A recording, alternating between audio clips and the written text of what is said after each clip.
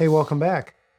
After I did my initial first look review of the new Nikon Z 180 to 600mm zoom lens, this guy right here, I wanted to spend some time with it in the field before talking about it more.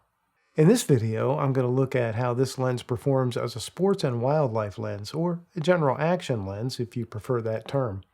I spend a lot of my time doing wildlife photography, so I thought I'd spend some time using the lens in that area. It's really not fast enough for the blue hour work the way I like to shoot, but once you have some decent light from sunrise on, I found it to be a great tool. There are some important benefits to having a good zoom lens. For example, this wild fox was comfortable having me close by, but he was a little cautious of my truck. As you can see, that's what he's looking at. You can tell from the reflection in his eyes. This is a nicely sharp photo, and shown full frame demonstrates why it's great to have a quality zoom lens at times like this. The fox was preoccupied with hunting for food, so he was constantly increasing and decreasing his distance from me. For this shot, I was zoomed out to about 350 millimeters. The lens also handles a backlit subject well, keeping the lines sharp and taking advantage of the natural rim lighting. As an aside, you can see that the dynamic range of the Z8 is really on par with that of the Z9. And as I had previously mentioned, one of the bonuses with this zoom is the minimum focus distance. It varies according to focal length, but all the way out at 600 millimeters, you can still focus in as close as 7.88 feet or 2.4 meters. Now, that's not exactly macro, but it does allow you to get in pretty close to a subject and still keep some distance. Combine that with the ability to crop from a full frame image, and the 180 to 600 provides enough sharpness to pull it off. Sometimes you just notice that the larger scene is better than trying to shoot tight.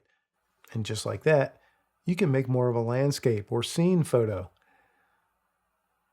I haven't shot sports assignments in a long time, but I really wanted to test the Z 180 to 600 in that application because I think it's a key use case for that lens.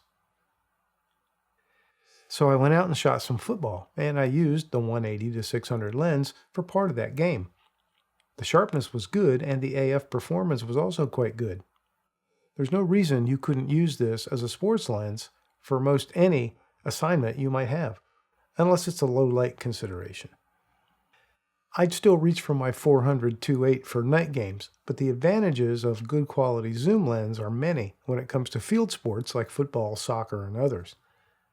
One of the key advantages is the ability to start out fairly loose and then zoom into the action as you shoot. With the electronic shutter and zero blackout EVF on the Z8 and Z9 bodies, this is really risk-free. This is also where the short throw zoom ring really shines. One day I took the 180 to 600 with me to the shore thinking I might find some pelicans before they all migrate south. There were a few that flew by at a distance, but the real opportunity that presented itself was surfers. Where the Delaware Bay meets the Atlantic Ocean, the waves were decent and the weather was great. That brought out some enthusiasts of all ages to enjoy some post-Labor Day surfing. The 180 to 600 was ideal for the action and allowed me to track surfers from some distance all the way into the shore and maintain the composition that I wanted. I had it on the Z9 this time and it performed great. One of my favorite shots of the day was capturing an action portrait of a girl who was clearly living in the moment and just experiencing some joy. And once again, it provided the opportunity to easily segue to a scenic shot. Shooting humans playing sports is one thing, but there aren't many tests of performance that quite equal fast birds in flight and action. In decent daylight at f6.3, you can easily manage shutter speeds from 1/2500th to 1/4000th to freeze the action. So using the Nikon Z 180 to 600mm lens in real-world use has been very successful, I think. I'll admit, I'm a prime lens snob for the most part, but there are absolute advantages to having a good quality zoom lens in your kit. The sharpness is very good, as is the performance with the autofocus systems of the Z8 and Z9 bodies.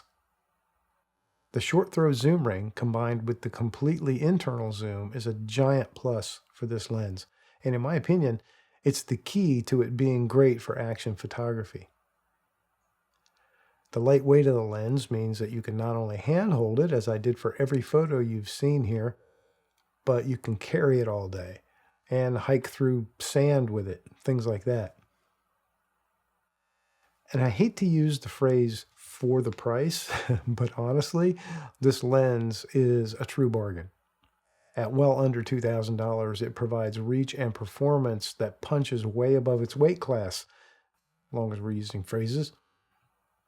I think of it as a prosumer lens, but as a working pro, there are a lot of reasons to have this lens when the big glass is simply not essential to the assignment. Sorry if I disappointed anyone by not showing laboratory test charts and doing pixel peeping, but for this look, I really wanted to stay 100% practical. I might geek out for you more next time in a future comparison. I liked this lens as soon as I got it, and the more I use it, the more I like it.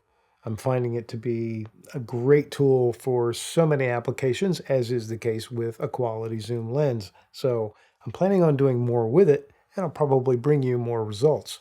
Stay tuned for that. That's all for this time. I'm Dave. Thanks for watching, and I'll see you again soon.